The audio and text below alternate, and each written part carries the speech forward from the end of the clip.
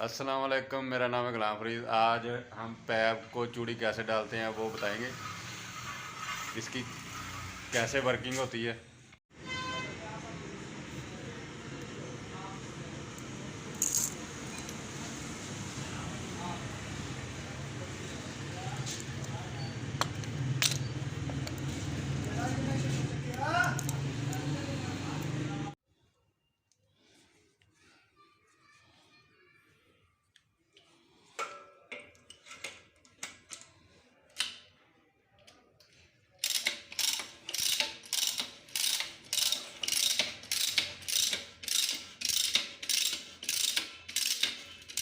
बोल लेना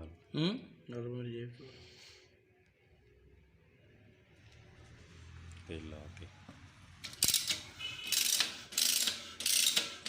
हाथ बरोबर।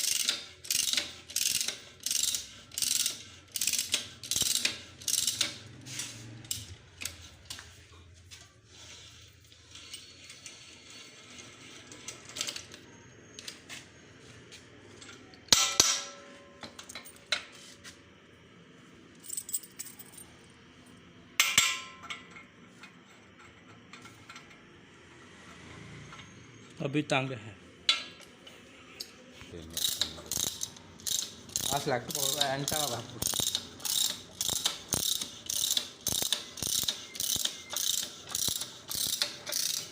खाली लू